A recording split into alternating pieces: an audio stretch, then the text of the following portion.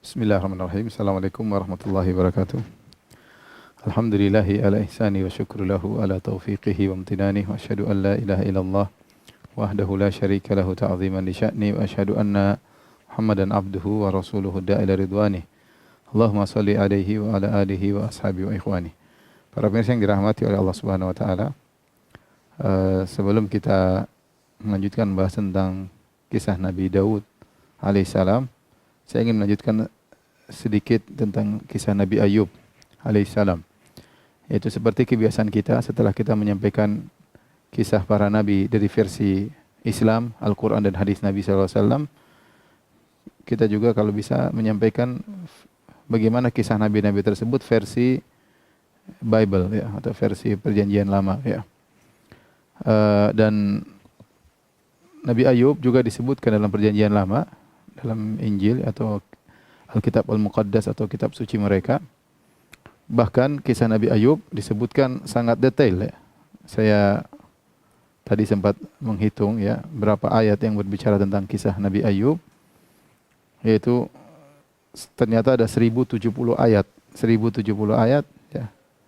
Itu potongan-potongan ayat ya, 1070 ayat dari mulai surat Ayub 1 sampai surat Ayub 42, 1 sampai 42, dan masing-masing sub tersebut 20 sampai 30 ayat. Jadi totalnya saya hitung tadi sekitar 1070 ayat tentang kisah Nabi Ayub alaihissalam. Oleh karenanya kisah yang disampaikan dalam Perjanjian Lama cukup detail ya.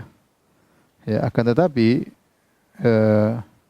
di sana ada perbedaan yang sangat mendasar antara Nabi Ayub alaihissalam versi Al-Quran dan hadis dengan Nabi Ayub alaihissalam versi Perjanjian Lama.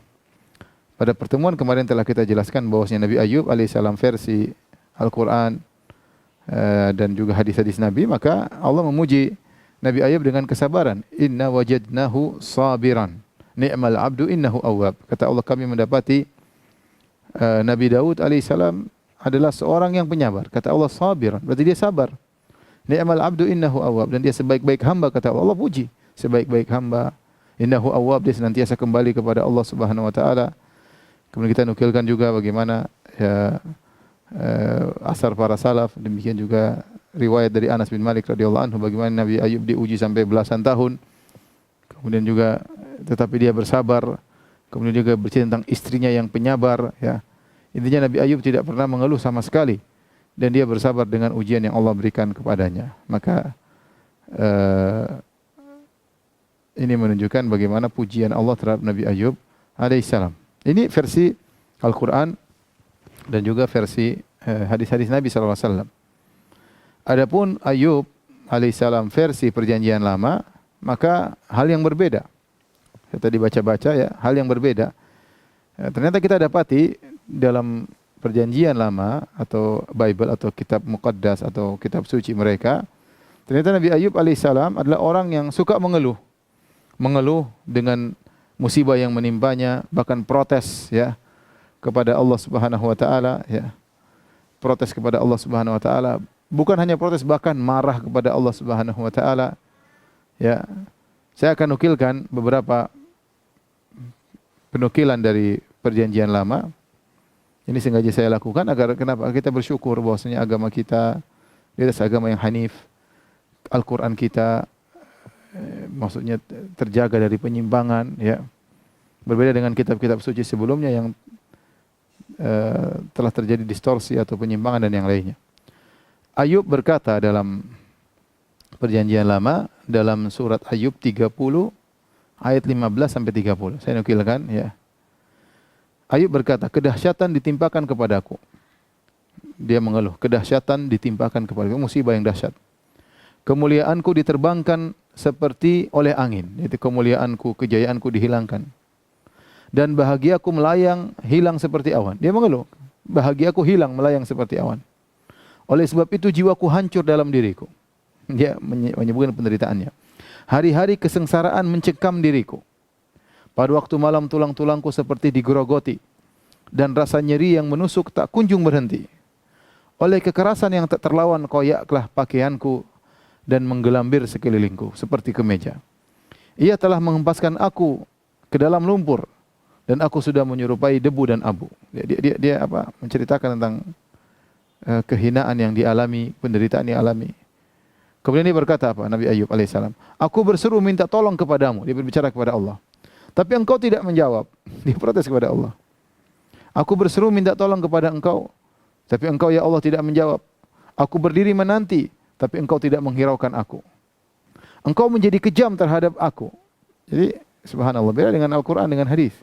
Perhatikan di sini, Nabi Ayub mengatakan kepada Allah, engkau menjadi kejam terhadap aku. Ini kalau dalam Islam orang mengucapkan begini, orang fasik ya. Bagaimana menuduh Allah kejam? Ya.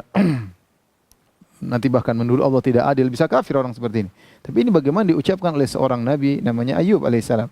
Saya ulangi, dia berkata, aku berseru minta tolong kepada engkau, tapi engkau tidak menjawab ya Allah. Aku berdiri menanti, tapi engkau tidak menghiraukan aku. Engkau menjadi kejam terhadap aku. Engkau memusuhi aku dengan kekuatan tanganmu. Engkau mengangkat aku ke atas angin, melayangkan aku dan menghancurkan aku dalam angin ribut.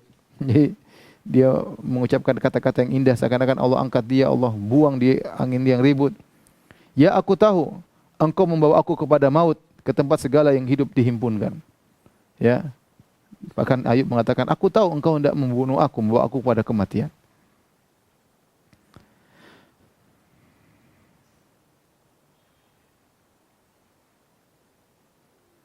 Dia berkata, sungguhnya masakan orang tidak akan mengulurkan tangannya kepada orang rebah.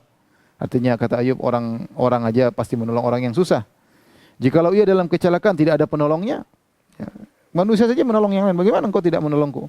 Bukankah aku menangis karena orang yang mengalami hari kesukaran? Bukankah susah hatiku karena orang miskin? Tetapi ketika aku mengharapkan yang baik, maka kejahatanlah yang datang. Dia protes. Ketika aku menantikan terang, maka kegelapanlah yang datang. Batinku bergelora dan tak kunjung diam. Hari-hari kesengsaraan telah melanda diriku. Dengan sedih, dengan tidak terhibur, aku berkeliaran. Aku berdiri di tengah-tengah jamaah sambil berteriak minta tolong. Aku telah menjadi saudara bagi serigala dan kawan bagi burung unta. Kulitku menjadi hitam dan mengelupas dari tubuhku. Tulang-tulangku mengering karena demam. Ini semua keluhan. Perhatikan. Semua syarat dengan keluhan Nabi Ayub dan tidak sabarnya serta kemurkaannya kepada Allah Subhanahu wa taala. Ini termaktub dalam Ayub 30, 15 sampai 30. Bahkan lebih daripada itu, Nabi Ayub alaihissalam dalam versi Perjanjian Lama menuduh Allah zalim kepadanya. Kalau antum tidak percaya silakan buka Injil ya. Buka Perjanjian Lama. Ayub berkata, "Insafilah bahwa Allah telah berlaku tidak adil terhadap aku." Artinya kita jujurlah. Allah telah berlaku tidak adil kepadaku. Bayangkan, dia menuduh Allah tidak berlaku adil kepadanya. Dalam versi Perjanjian Lama. Dan menabarkan jalannya atasku. Sungguhnya aku berteriak kezaliman, tetapi tidak ada yang menjawab. Aku berseru minta tolong, tapi tidak ada keadilan. Semua tuduhan buruk kepada Allah. Jalanku ditutup oleh Allah dengan tembok, sehingga aku tidak bisa melewatinya. Dan jalan-jalanku itu dibuatnya gelap. Dia bilang Allah ini sudah tutup jalanku, dibuat gelap lagi. Ia telah meninggalkan kemuliaanku dan merampas mahkota di kepalaku. Bayangkan, ini kurang ajar ngomong kayak gini. Ia telah meninggalkan kemuliaanku, Allah telah merebut kemuliaanku, Allah merampas mahkotaku di kepalaku.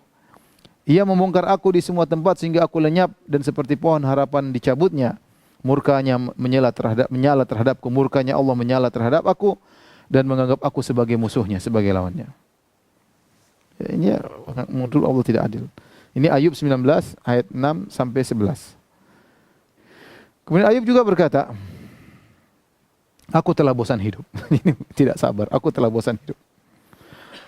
Kalau dalam Islam, Masya Allah, Ayub sampai istrinya saja mengeluh, ditegur, kita baru diuji berapa tahun. Ya Allah sudah kasih kita nikmat 80 tahun. Ini versi Perjanjian Lamanya Bible. Ayub berkata, aku telah bosan hidup. Aku hendak melampiaskan keluhanku.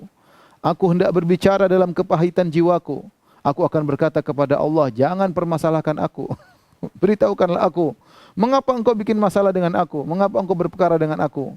Apakah untungnya bagimu mengadakan penindasan, membuang hasil jerih payah tanganmu, sedangkan engkau mendukung rancangan orang fasik? Bayangkan Nabi Ayub protes, ya Allah, ngapain kau bikin aku begini? Apa untungnya? Bayangkan Ayub berkata, apakah untungnya bagimu mengadakan penindasan, membuang jerih payah tanganmu? Jadi kau sudah bikin saya gini, sekarang muliakan aku, terus kau hinakan aku.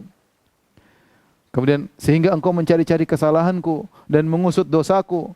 padahal engkau tahu bahwa aku tidak bersalah. Dia Ayub protes, ya Allah, apa masalahnya kau bikin aku seperti ini? Kau cari-cari kesalahanku padahal kau tahu aku tidak berdosa. Subhanallah. Dalam Al-Quran kata Allah, innahu awwab. Nabi Ayub selalu kembali. Kalau salah selalu kembali kepada Allah. Sungguh beda jauh antara Al-Quranul Karim yang dijaga oleh Allah, turun dari firman Allah, dengan perjanjian lama. Dan bahwa tidak seorang pun dapat memberi kelepasan dari tanganmu. Tanganmu lah yang membentuk dan membuat aku, tapi kemudian engkau berpaling dan hendak membinasakan aku. Dia tuduh Allah ingin membinasakan Nabi Ayub. Mengapa engkau wahai Allah menyebabkan aku keluar dari kandungan? Dia protes. Kenapa kau lahirkan aku kalau kau ingin bikin aku begini? Lebih baik aku binasa sebelum orang melihat aku. Bayangkan, ini Ayub ngomong gitu. Maka aku seolah-olah tidak pernah ada dari kandungan ibu, aku langsung dibawa ke kubur. Ngapain aku hidup? Mending aku mati, lahir langsung mati. Ya, daripada seperti ini. Bukankah hari-hari umurku hanya sedikit? Aku kan hidup cuma sebentar. Biarkan aku supaya aku dapat bergembira sejenak. Bayangkan, ini Nabi Ayub ini tidak ada sabar, ini protes, bahkan mengucapkan kata-kata kekufuran. Apakah ini akhlak seorang Nabi? Ya. Ini adalah akhlak yang sangat buruk yang menjadikan bisa jadi Ayub telah kafir kepada Allah Subhanahu wa taala. Ini yang ingin saya sampaikan para pemirsa yang dirahmati Allah Subhanahu wa taala. Tidak lain agar kita bersyukur kepada Allah Subhanahu wa taala. Kita dihidupkan di atas ad-dinil hanif, ya, di atas agama yang benar, agama yang lurus. Yang Al-Qur'an dan hadis-hadis Nabi semua memuji-muji para anbiya. Adapun sudah kita jelaskan dari Nabi Adam, sudah kita jelaskan bagaimana, ya, sikap perjanjian lama terhadap Nabi Adam, terhadap Nabi Nuh juga bagaimana, semuanya keburukan, ya. Semuanya keburukan. Nah, sekarang kita akan masuk dalam kisah Nabi Daud alaihissalam. Nabi Daud alaihissalam, ya,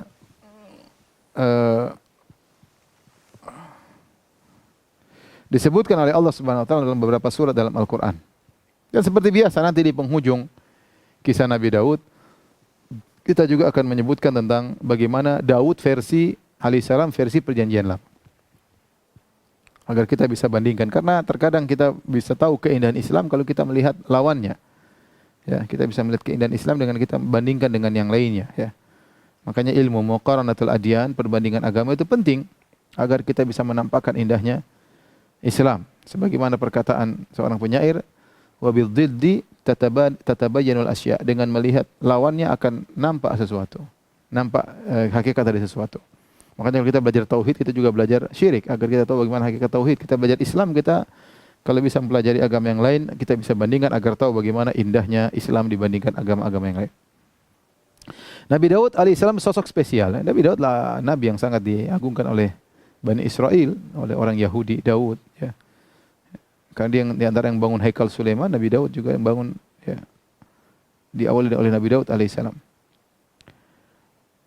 Nabi Daud sering disebut oleh Nabi Muhammad SAW dalam banyak hadis. Disebutkan oleh Nabi SAW tentang Nabi Daud dalam rangka sebagai teladan bagi para sahabat, bagi kaum muslimin setelah para sahabat. Di antara hadis yang memuji Nabi Daud alaihissalam adalah sabda Nabi SAW, ma akala ahadun ta'aman qat khairan min an ya'kula min amali yadihi. Wa inna nabiyallah Daud alaihissalam kana ya'kulu min amali yadihi.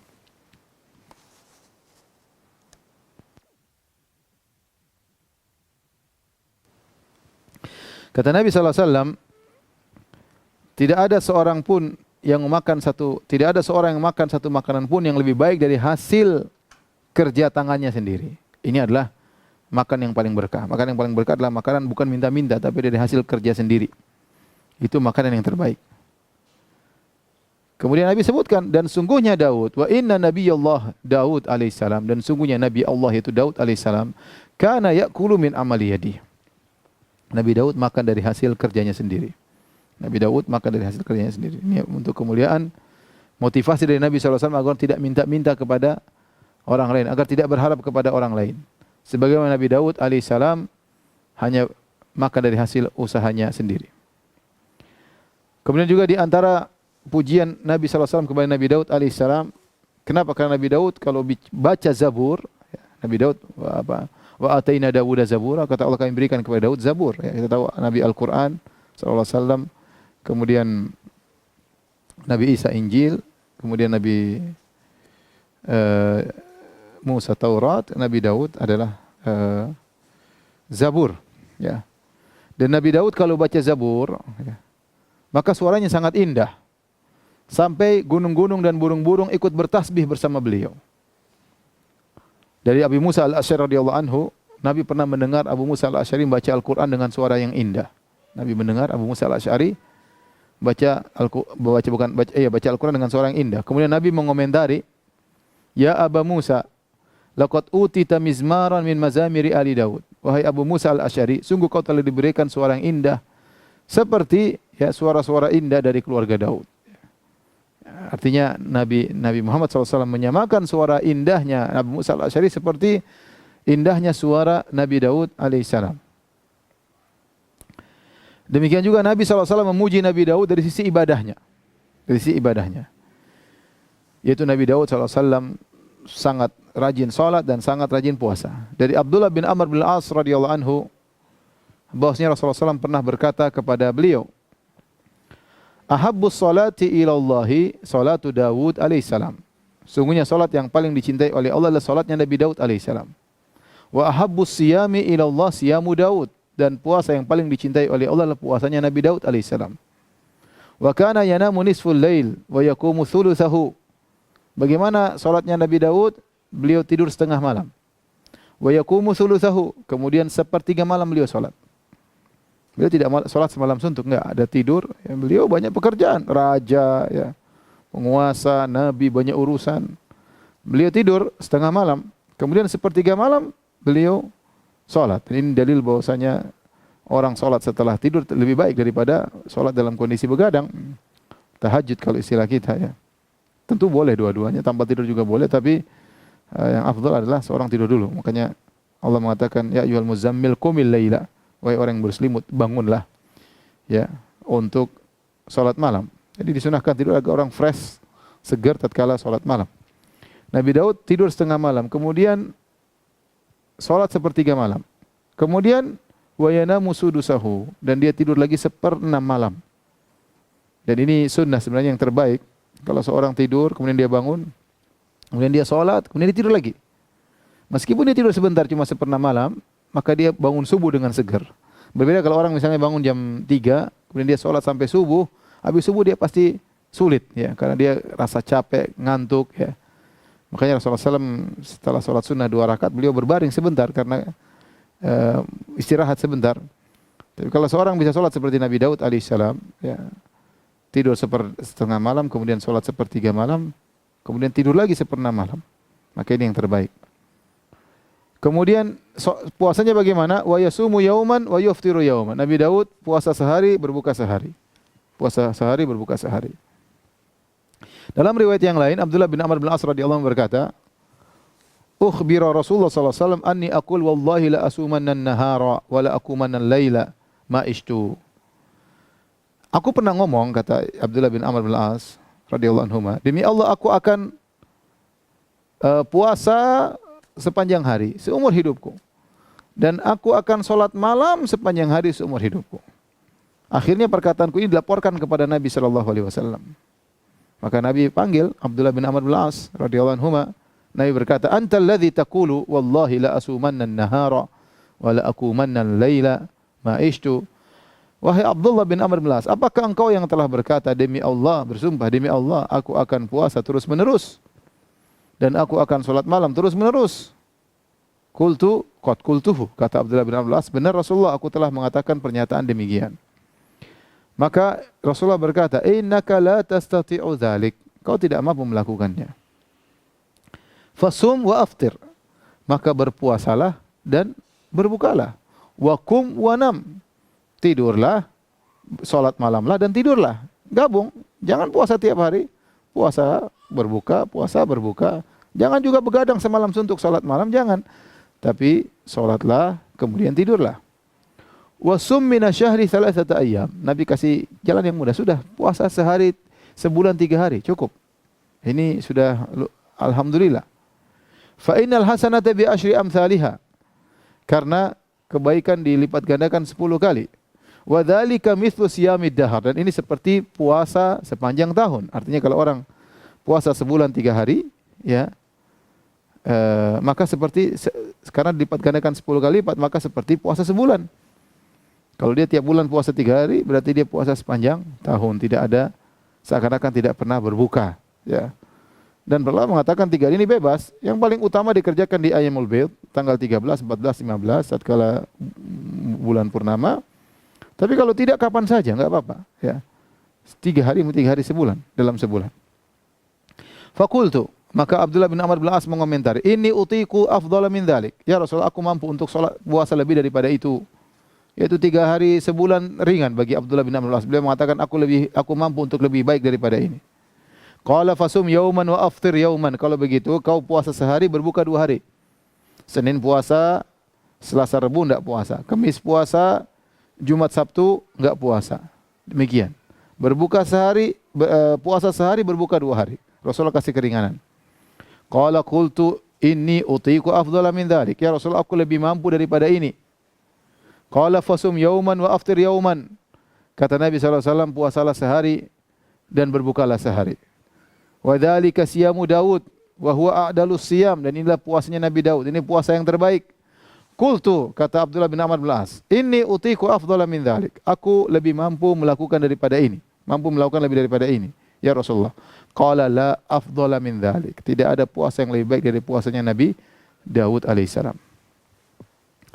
Jadi yang terbaik adalah puasa, sehari berbuka, sehari puasa berbuka. Kata para ulama, ini maksudnya kalau berjalan setahun. Tapi kalau terkadang puasa 3 hari berturut-turut boleh. Contohnya Ayyamul Bid. Atau puasa kafarah berturut-turut boleh. Ya, 2 bulan berturut-turut. Ya. Tapi kalau puasa sepanjang tahun, maka yang terbaik cuma puasa sehari berbuka. Tidak ada yang lebih baik daripada ini. Dan inilah puasanya Nabi Daud alaihissalam. Artinya Nabi SAW memuji tentang ibadahnya Nabi Daud alaihissalam. Bagaimana beliau pandai mengatur waktu. Di tengah kesibukannya yang luar biasa. Sebagai seorang raja, seorang nabi, ya, dan banyak kesibukannya, dia pandai mengatur waktu.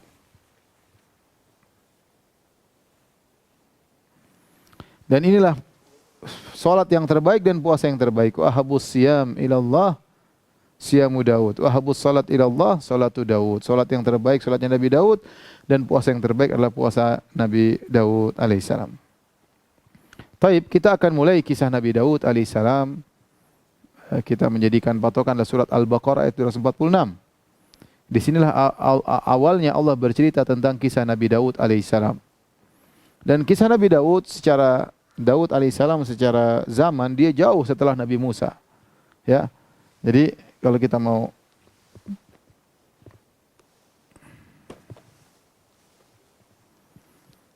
mau gambarkan, ya, Ibrahim, ya, kemudian Ishak, kemudian Yakub,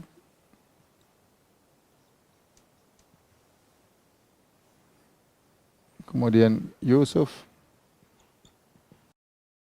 kemudian ratusan tahun, kemudian Musa dan Harun. Kemudian belakangan ada namanya Samuel, Nabi Samuel. Setelah itu baru Nabi Daud alaihissalam. Baru kemudian Sulaiman. Kemudian lagi Isa alaihissalam. Kemudian baru Nabi Muhammad sallallahu alaihi wasallam. Sebagaimana pernah kita jelaskan di awal pengajian. Tetapi maksud saya, kisah Nabi Daud alaihissalam, ya, Nabi Daud alaihissalam, beliau masanya setelah Nabi Musa. Ya. Nabi Musa kita skip dulu kisah Nabi Musa dan Harun karena panjang banget. Nanti mungkin kita singgung dalam tafsir surat Thaha. Tapi Nabi Daud itu setelah Nabi Musa jauh. Ya, setelah Nabi Musa jauh. Taib. Allah berfirman, Alam tara ilal mala'i min bani Israel min ba'di Musa. Tidakkah kamu perhatikan para pemuka Bani Israel setelah wafatnya Musa, yakni zaman setelah Nabi Musa wafat. Idz qalu nabiyyin lahum ib'ats lana malikan nuqatil fi sabilillah. Tatkala para pemuka-pemuka Bani Israel mereka berkata kepada nabi mereka, siapakah nabi ini? Khilaf di kalangan para ulama. Namun banyak ulama mengatakan nabi namanya Nabi Samuel. Jadi para Bani Israel datang kepada Nabi Samuel dan mereka dalam kondisi tertindas karena kezaliman yang mereka lakukan, ya, orang-orang Bani Israel kurang ajar, ya. Di zaman Nabi Musa masih hidup mereka sudah kurang ajar, apalagi setelah Nabi Musa meninggal dunia. Ya, sehingga datang silih berganti nabi. Ada yang nabi yang mereka tidak suka mereka bunuh. Wa qatalahumul anbiya, mereka membunuh para nabi. Akhirnya Allah memberi hukuman kepada mereka dengan di mana mereka dikuasai oleh suku-suku yang lain. Terusir dari Palestina, anak-anak mereka ditawan dan yang lainnya. Sehingga suatu hari mereka sudah tidak kuat, mereka datang kepada nabi mereka Samuel. Kata mereka, "Ib'ats lana malikan nuqatil fi sabilillah."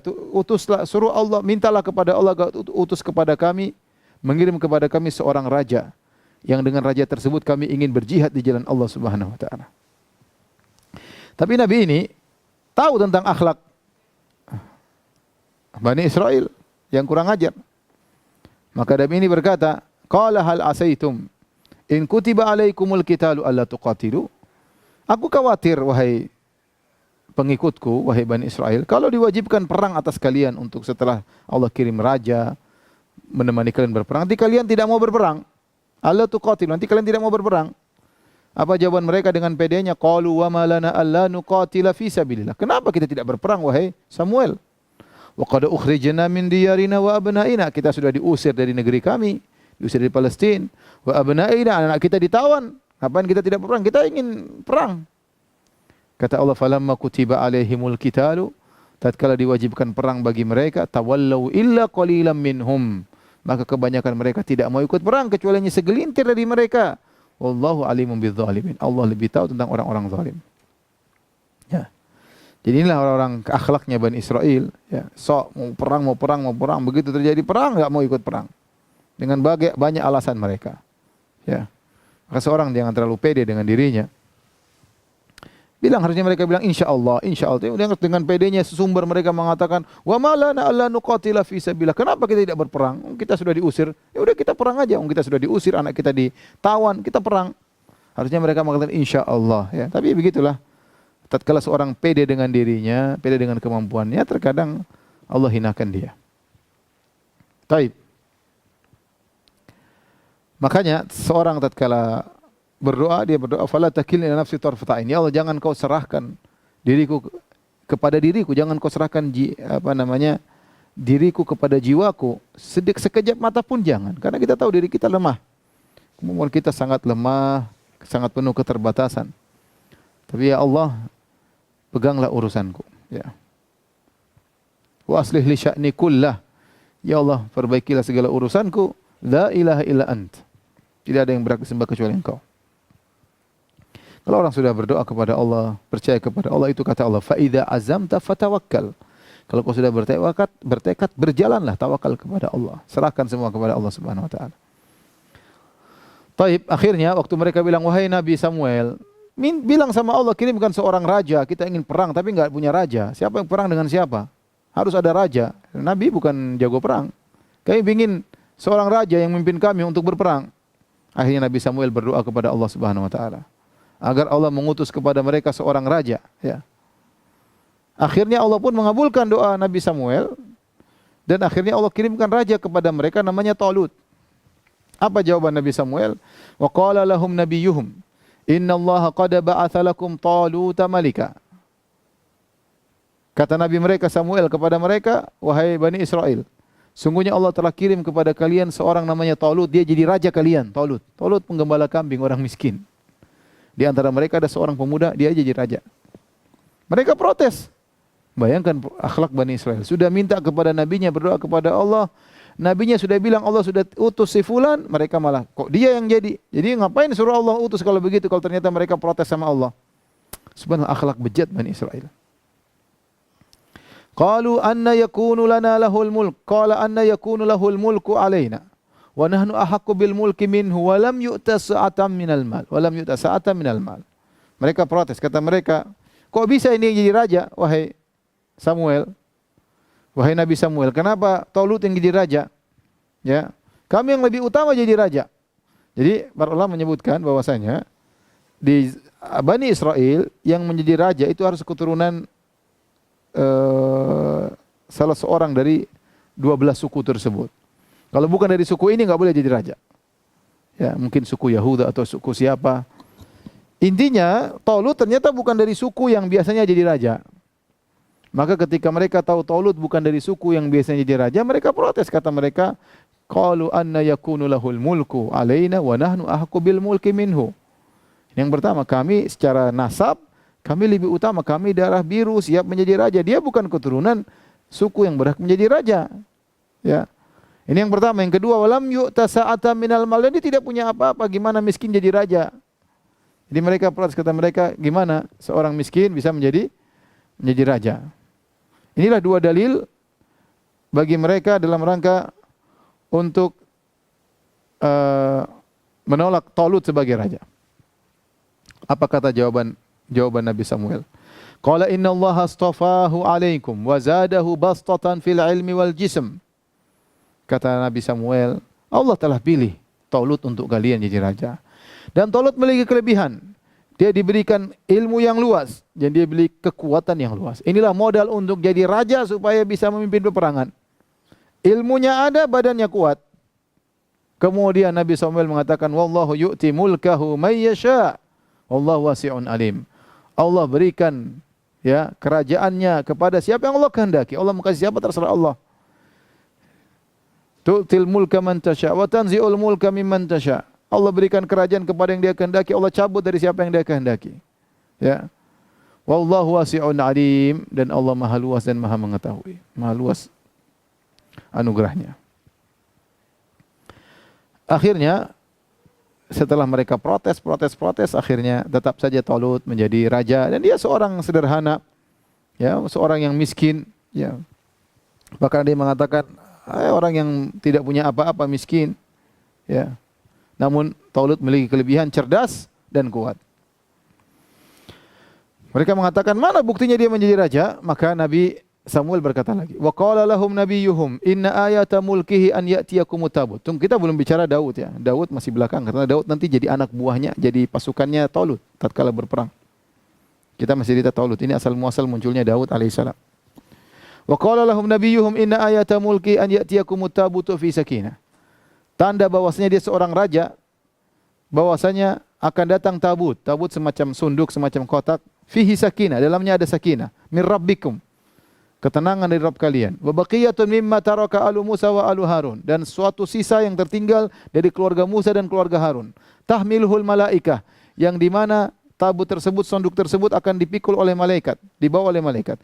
Inna fi dzalika la ayatan lakum in kuntum mu'minin. Dan inilah tanda sebagai kalian, kalau kalian beriman, bahwasanya itulah Talut seorang raja. Apa yang dimaksud dengan sakinah? Apa yang dimaksud dengan baqiyat ali Musa wa ali Harun, sisa peninggalan keluarga Musa dan keluarga Harun alaihi wassalam? Allah alam, tidak ada yang tahu. Ada yang mengatakan maksudnya ada sunduk dibawa, di situ ada tongkatnya dari Musa, ada yang mengatakan lembaran-lembaran Taurat yang masih tersisa. Ini semua datang dalam Israiliyat, tidak ada dalil yang tegas yang menjelaskan akan hal tersebut. Tetapi intinya ketika Talut diangkat menjadi raja, malaikat datang membawa tabut, membawa sunduk tersebut, entah apa isinya, tapi ini bukti malaikat bawa langsung, ya. Dihadirkan di hadapan mereka sehingga mereka percaya memang Talut seorang raja yang dipilih oleh Allah Subhanahu wa taala. Subhanallah. Inilah kisah Talut. Ya. Akhirnya Talut menjadi raja. Kemudian mengajak mereka untuk berjihad. Kembali ke Palestina, menyerang orang-orang yang ada di Palestina. Apa kata Allah Subhanahu wa taala? Falamma fasala Talutu bil junudi qala inna Allaha mubtaliikum binahar. Kata Talut, wahai pasukanku, kita akan pergi jauh dan kita akan mengalami kehausan dan kita akan melewati sebuah sungai. Tapi Allah menguji kalian. Kalau kita lewat sungai, enggak ada yang boleh minum dari sungai tersebut, meskipun haus. Faman syariba minhu falaysa minni. Barang siapa yang minum dari sungai tersebut, maka tidak boleh ikut perang. Bukan dari golonganku. Wa man lam yat'amhu fa innahu minni. Dan barang siapa yang tidak minum dari sungai tersebut, maka dia ikut perang bersamaku. Illa man iktarafa ghurfatan biyadihi. Hanya boleh cuma sekedar ngambil sekali. Kalau memang sangat kehausan, boleh ngambil ciduk air untuk minum. Tapi minum banyak-banyak enggak boleh. Enggak boleh. Akhirnya mereka berjalan dan mereka melewati, menyusuri sungai, dan mereka benar-benar kehausan, letih. Akhirnya mereka melanggar. Kata Allah, fasyaribu minhu. Akhirnya mereka pada minum dari sungai tersebut. Illa qalilan minhum, kecuali sedikit yang tidak minum. Falamma jawazahu huwa walladzina amanu ma'ahu. Akhirnya yang minum-minum semua tidak boleh ikut. Konon disebutkan ribuan orang. Ahli tafsir mengatakan ribuan orang mereka ikut mau perang bersama Talut, Raja Talut. Karena mereka semua melanggar, minum-minum tinggal 300 sekian. Dalam riwayat disebutkan yang tertinggal jumlahnya sama seperti jumlah anggota perang Badar, sekitar 319 orang. Ribuan semua mundur melanggar. Makanya kata Allah, illa qalilan minhum, hanya sedikit segelintir yang tidak melanggar. Padahal musuh mereka banyak. Jadi semakin berat, ribuan tidak ikut, tinggal sedikit. Semakin berat bagi Talut untuk melawan musuh. Tapi Allah di belakang mereka, Allah akan menolong mereka. Kata Allah, falamma jawazahu huwa walladzina amanu ma'ah. Tatkala Talut berhasil melewati sungai bersama orang yang beriman. Qalu, maka mereka berkata, mereka berbicara secara kenyataan. Orang Bani Israel yang beriman tadi yang tinggal 300 sekian, mereka berkata, la taqata lana al-yawma bi Jalut wa junudih. Wahai Talut, bagaimana kita mau lawan Jalut? Jalut itu pemimpin mereka, pemimpin musuh mereka. Kita enggak punya kekuatan melawan Jalut, pasukannya sangat banyak. Qala alladziina yadhunnuna annahum mulaqullah. Berkata sebagian mereka, orang-orang yang yakin akan bertemu dengan Allah, yakin akan hari kiamat. Dengan begitu percaya kepada janji Allah, mereka berkata, kam min fi'atin qalilatin ghalabat fi'atan katsiratan biiznillah. Betapa banyak kelompok yang sedikit bisa mengalahkan kelompok yang banyak dengan izin Allah. Wallahu ma'as sabirin. Allah bersama orang-orang yang sabar. Akhirnya mereka pun tiba di medan pertempuran.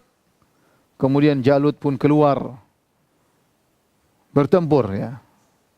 Biasa kalau aturan dulu kalau duel biasanya tokoh keluar dulu dengan tokoh.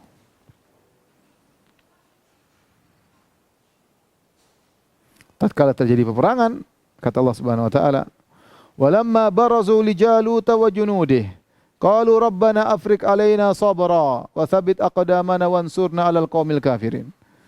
Tatkala mereka maju melawan Jalut dan bala tentaranya, maka orang-orang beriman dari Bani Israel, pengikut Talut, mereka berdoa, Rabbana afriq alaina sabra, ya Allah anugerahkanlah, curahkanlah kesabaran kepada kami. Ini saatnya butuh kesabaran. Musuh banyak, mereka sedikit. Kata mereka, afriq, itu curahkan kesabaran. Butuh kesabaran yang banyak. Ya. Orang berperang butuh kesabaran yang banyak. Orang berperang butuh kesabaran yang banyak. Ya. Apalagi yang butuh kesabaran yang banyak? Berperang. Ya.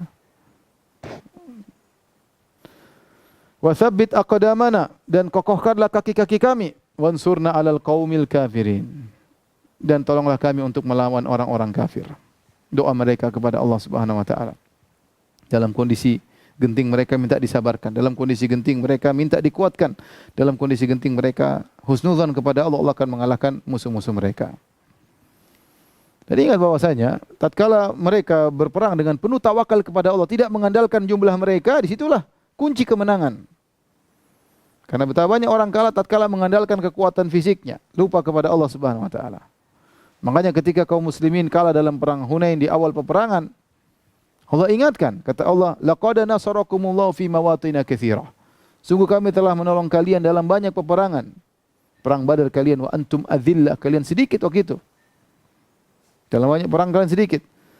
Namun pada perang Hunain kalian bangga dengan jumlah kalian. Wa yauma Hunainin id a'jabatkum kasratukum falam tughni ankum syai'an. Tatkala perang Hunain kalian bangga dengan jumlah kalian, namun tidak manfaat sama sekali jumlah kalian yang banyak. Wa dhaqat 'alaikumul ardu bima rahubat tsumma wallaitum mudbirin. Kalian menganggap dunia yang sudah luas ini jadi sempit, kemudian kalian kabur. Kenapa kalian bersandar dengan kekuatan, jumlah kekuatan? Namun lihat pasukan Talut, mereka berdoa, Rabbana afriq alaina sabra, ya Allah anugerahkanlah kepada kami kesabaran. Wa tsabbit aqdamana, dan kokohkanlah kaki kami. Wansurna 'alal qaumil kafirin, menangkanlah kami dari orang kafir. Allah berfirman, apa hasilnya? Fahazamuhum biiznillah. Akhirnya mereka mengalahkan pasukan Jalut dengan izin Allah, biiznillah, dengan izin Allah. Wa qatala Dawudu Jalut, dan Daud membunuh Jalut. Tiba-tiba Allah munculkan Daud. Ternyata di antara pasukan Talut yang lewat dari ujian sungai adalah Daud, dan dia yang bunuh Jalut. Wa atahullahul mulka wal hikmah, dan Allah berikan kepada Daud kerajaan dan hikmah, yaitu kenabian. Wa 'allamahu mimma yasha, dan Allah ajarkan kepadanya ilmu-ilmu yang Allah kehendaki. Taib. Bagaimana Daud membunuh Jalut? Ini khusus Daud, wa qatala Dawudu Jalut. Wa qatala Dawudu Jalut. Daud membunuh Jalut. Disebutkan Jalut maju kemudian mengajak pertempuran. Tidak ada yang berani melawan Jalut, dia terkenal hebat. Akhirnya Daud berkata kepada Talut, "Ya Talut, saya yang lawan." Daud masih muda. Masih muda. Banyak kisah-kisah Israiliyat menyebutkan adapun cara Daud membunuh Talut. Ketika Daud maju, Talut bilang, "Pulang kau, saya tidak mau lawan anak kecil." Kata Daud, "Saya ingin lawan kau, saya ingin bunuh kau." "Enggak, kau enggak bisa, cara yang lain." Kata Daud, "Saya akan lawan kau." Ada yang mengatakan dalam Israiliyat, Daud adalah seorang yang penggembala kambing dan dia pandai kalau ada serigala yang datang hendak makan kambingnya, maka dia lemparkan batu dengan semacam ketapel. Kalau ketapel begini, tapi dia ngelempar gini. Diputar-putar, kemudian dengan cara tertentu akhirnya batu tersebut lempar kena serigala, dan dia pandai dalam hal ini.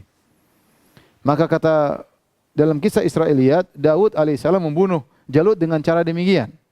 Dia ambil batu, kemudian dia putar-putar dengan kuat, kemudian dia lempar, akhirnya kena kepala Jalut atau kena badannya. Dia mati dilempar oleh Daud dari jarak jauh.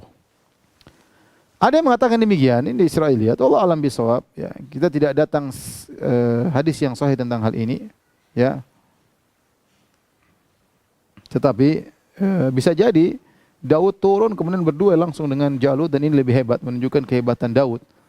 Berduel langsung dengan Jalut, ya, tanpa menggunakan ketapel atau semacam ketapel tersebut. Allah alam bisawab. Yang intinya Allah mengatakan wa qatala Dawudu Jalut. Daud membunuh Jalut. Di sinilah muncul pertama kali Daud alaihissalam dan terkenal di kalangan Bani Israel. Allah berkata, wa atahullahul mulka. Allah berikan kepada dia kerajaan. Ya. Ada yang mengatakan setelah itu tatkala Talut melihat kehebatan Daud, maka Talut yang juga hebat, yang juga kuat, yang juga punya ilmu, lihat Daud begitu hebat, ya, maka dengan tawadhu'nya dia serahkan kerajaan kepada Daud. Ada pendapat demikian. Ada yang mengatakan Talut telah berkata, siapa yang berhasil membunuh Jalut, saya akan kasih kerajaan saya kepadanya. Dan benar ternyata Daud yang bunuh. Wallahu alam, intinya akhirnya Daud jadi seorang raja, ya. Kemudian dia diangkat oleh Allah sebagai seorang nabi, dan dialah nabi pertama yang menggabungkan arah nabi dan kerajaan, yaitu nabi sekaligus raja dalam sejarah, ya. Baru pertama kali lah Daud alaihissalam. Nabi-nabi sebelumnya enggak ada yang jadi raja. Yang jadi raja baru pertama kali Daud, setelah itu baru putranya Sulaiman alaihissalam. Kata Allah, tilka ayatullahi natluha 'alaika bil haqq wa innaka laminal mursalin. Inilah ayat-ayat kami bacakan kepada engkau hai Muhammad dengan benar, dan sungguhnya engkau benar-benar dari seorang para rasul. Inilah awal muncul Daud alaihissalam. Adapun Daud alaihissalam, Allah memberikan banyak keistimewaan kepada Nabi Daud alaihissalam. Allah berfirman dalam surat Saba ayat 10, "Walaqad ataina Dawuda minna fadla." Walaqad ataina Dawuda minna fadla. Sungguh kami telah berikan karunia kepada Daud dari kami. Apa karunia tersebut? Ya. Banyak. Di antaranya Nabi Daud suka beribadah. Jadi Nabi Daud alaihissalam, dia sudah jadi raja, dia masih suka beribadah. Sudah memiliki jabatan, masih suka beribadah. Banyak orang sebelum dia memiliki jabatan, Masya Allah, ya, soleh, salat malam, berdoa. Begitu menjadi pejabat, dah dunia terus, nggak pernah beribadah. Kurang ibadahnya. Nabi Daud alaihissalam terkenal rajin ibadah. Tadi puasnya terkenal, sholatnya Nabi sampai sebutin dijadikan teladan bagi kaum muslimin. Bahkan Allah menyuruh Nabi mengikuti Daud dalam rajin beribadah, rajin bertasbih. Apa kata Allah Subhanahu wa taala kepada Nabi Muhammad sallallahu alaihi wasallam? "Isbir 'ala ma yaqulun." Wahai Muhammad sallallahu alaihi wasallam, bersabarlah atas perkataan-perkataan mereka orang Quraisy. "Wadhkur 'abdana," dan ingatlah hamba kami Daud, "dzal aidi," yang orangnya kuat, "innahu awwab," dia adalah seorang yang rajin beribadah, sering kembali kepada Allah Subhanahu wa taala. Jadi ketika Nabi Muhammad sallallahu alaihi wasallam dihina-hina oleh orang Quraisy, dikatakan majnun, orang gila, dikatakan kahin, dikatakan dukun, dikatakan sahir, penyihir, dikatakan syair, penyair, dikatakan sabi, orang yang keluar dari agama nenek moyangnya, dan tuduhan bermacam-macam tuduhan. Nabi juga sakit hati waktu itu. Ya. Apalagi Nabi adalah seorang yang memiliki nasab yang tinggi, dikata-katain perkataan yang menyakitkan. Ya. Maka Allah menyuruh agar Nabi bisa menghadapi ujian perkataan, ya, komentar-komentar orang adalah dengan banyak bertasbih. Di antaranya firman Allah Subhanahu wa taala, "Wa laqad na'lamu annaka yadhiqu sadruka bima yaqulun. Fasabbih bihamdi rabbika wa kum minas sajidin wa'bud rabbaka hatta ya'tiyakal yaqin." Sungguh kami telah tahu bahwasanya dadamu sempit sesak akibat perkataan mereka yang memperolok engkau wahai Muhammad. Maka apa solusinya? Fasabbih bihamdi rabbik, banyaklah bertasbih kepada Rabbmu. Itu banyak salat, banyak bertasbih. Wa kum minas sajidin, jadilah engkau termasuk orang-orang yang sering sujud. Jadi Allah ingatkan, wahai Rasulullah, kalau banyak memperolok-olok engkau, ingatlah hamba kami Daud. Daud apa? Orang yang suka beribadah. Daud orang yang suka bertasbih. Itu bisa menghilangkan gundah gulana dari hatimu. Setelah itu Allah menyebutkan lagi di antara keistimewaan Daud. Kata Allah, "Inna sakharnal jibala ma'ahu yusabbihna bil asyi wal isyraq." Sungguhnya kami telah menundukkan gunung-gunung bersama Daud. Yusabbihna, mereka gunung-gunung ikut bertasbih. Bil asyi wal isyraq, di mana gunung-gunung tersebut bertasbih di waktu pagi dan petang. Nabi Daud suka bertasbih di pagi dan petang hari, dan gunung-gunung ikut bertasbih bersama Nabi Daud alaihissalam. Ya. Bagaimana cara gunung-gunung tersebut bertasbih kita enggak tahu. Nabi Daud tahu. Allah tahu gunung-gunung tersebut bertasbih. Makanya Allah mengatakan, "Tusabbihu lahu samawati sab'u wal ardu wa fihin wa in min syai'in illa yusabbihu bihamdi walakin la tafqahuna tasbihahum." Setiap suatu bertasbih kepada Allah, akan tapi kalian tidak paham tasbih mereka. Gunung-gunung bertasbih bersama Daud, kita enggak tahu gimana cara tasbihnya. Bahkan Allah berfirman, "Wat-tayra mahsyuratan kullun lahu awwab." Dan kami tundukkan pula burung-burung dalam keadaan terkumpul. Karena Nabi Daud lagi baca Zabur, lagi bertasbih, burung-burung datang. Saking indahnya suara Nabi Daud alaihissalam. Masing-masing taat kepada Allah Subhanahu wa taala. Kullun lahu awwab, ada dua tafsiran, di antaranya mengatakan burung-burung juga taat kepada Allah, bertasbih kepada Allah. Ada yang mengatakan bahwasanya burung kullun lahu awwab, yaitu burung-burung mengikuti tasbihnya Daud. Mereka juga bertasbih. Daud bertasbih, mereka juga kumpul bertasbih bersama Daud alaihissalam. Kemudian Allah berfirman, "Wa syaddadna mulkahu," kami kokohkan kerajaannya. "Wa atainahul hikmata wa faslal khitab," dan kami berikan kepada dia kebijaksanaan atau hikmah, wa faslal khitab, dan dia pemutus perkara. Fasal itu artinya putus, al-khitab itu pembicaraan. Jadi maksudnya Nabi Daud alaihissalam diberi kelebihan dalam berbicara. Kalau menghadapi permasalahan dia bisa memutuskan hukuman dengan hikmah, dengan bijak.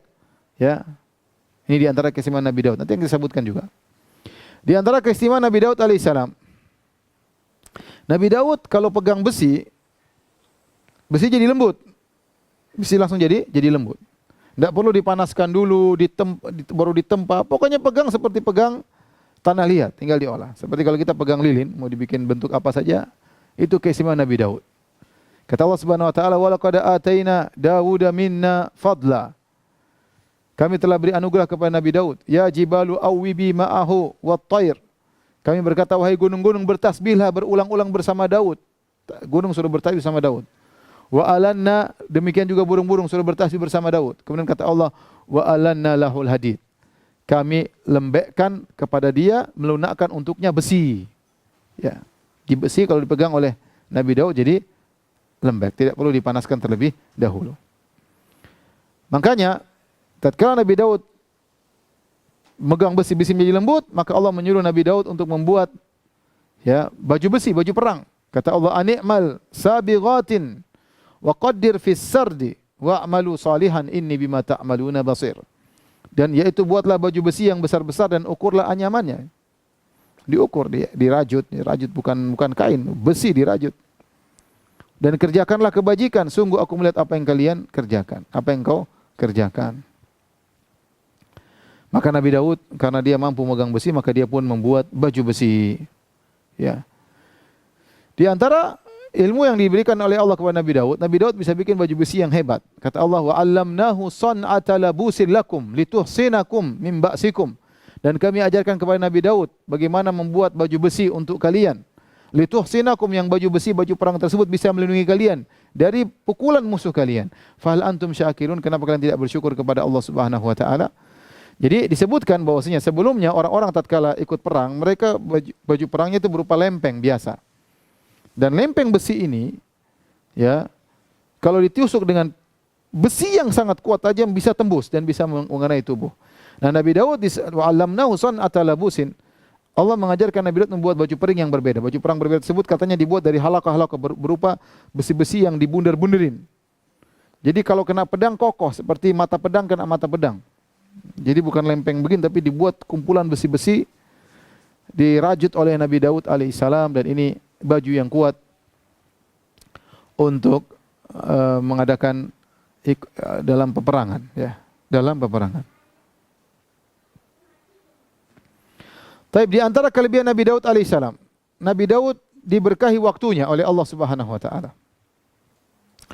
Al-Imam Al-Bukhari meriwayatkan dari Nabi sallallahu alaihi wasallam, kata Nabi sallallahu alaihi wasallam, "Khufifa ala Daud alaihissalam Al-Qur'an." Nabi Daud diberi kemudahan oleh Allah dalam Zabur. Maksudnya Al-Qur'an, maksudnya yang dibaca itu, kalau baca Zabur sangat cepat. Bagaimana cepatnya baca Zabur? Fakana ya'muru bidawabihi fatusraj. Nabi Daud memerintahkan agar kudanya atau tunggangannya dipasang pelana. Suruh anak buahnya pasang itu pelana. Fayaqra'ul Qur'an qabla an tusraj dawabu. Maka dia selesai baca Zabur sebelum di pelana sudah siap. Jadi dalam waktu singkat dia bisa selesai baca Zabur. Wala ya'kulu illa min amali yadihi. Dia tidak makan dari hasil makanannya. Di sini kata Nabi di awal hadis, khufifa ala Daud Al-Qur'an, yaitu Nabi Daud diberi mukjizat kalau baca Zabur cepat. Ya, kata para ulama dia diberikan keberkahan waktu. Jadi orang-orang merasa waktu itu cepat tapi dia merasa lama, seakan-akan waktu tersebut diperlama oleh Allah Subhanahu wa taala. Wallahu alam, subhanallah. Allah mampu, ya. Allah mampu menjadikan hal demikian. Bagi orang mungkin cuma rasanya pasang pelana setengah jam atau 15 menit, bagi Ayub mungkin bisa berjam-jam. Sehingga waktunya benar-benar berkah. Allah membuat dia ringan tatkala baca Zabur.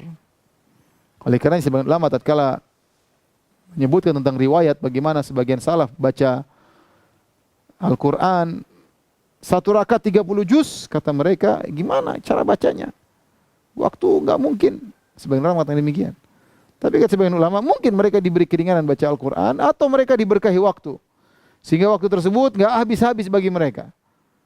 Ditambah waktunya oleh Allah, seharusnya terasa lama bagi mereka. Ya Allah mampu untuk mengatur itu semua. Sebagaimana Allah berikan kepada Daud alaihissalam waktu anak buahnya untuk pasang pelana, bisa dia gunakan untuk baca Zabur dalam waktu yang singkat.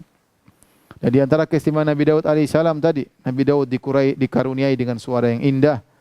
Allah Subhanahu wa taala atau Nabi sallallahu alaihi wasallam berkata kepada Musa al-Asy'ari, "Ya Aba Musa, laqad utita mizmaran min mazamiri ali Daud." Tatkala Musa al-Asy'ari baca dengan suara indah, kata Nabi sallallahu alaihi wasallam, "Wahai Abu Musa, engkau telah diberikan suara indah dari suara-suara indahnya keluarga Daud alaihissalam." Tapi para pemirsa yang dirahmati Allah Subhanahu wa taala, sampai di sini di kajian kita. Insyaallah hari Sabtu kita lanjutkan karena besok kita akan bahas al-aqidah al-wasithiyah tentang ru'yatullah, melihat Allah Subhanahu wa taala. Kita tunda kisah Nabi Daud pada hari Sabtu atau hari Ahad insyaallah taala. Demikian, subhanakallah bihamdik asyhadu alla ilaha illa anta astaghfiruka wa atubu ilaik. Assalamualaikum warahmatullahi wabarakatuh.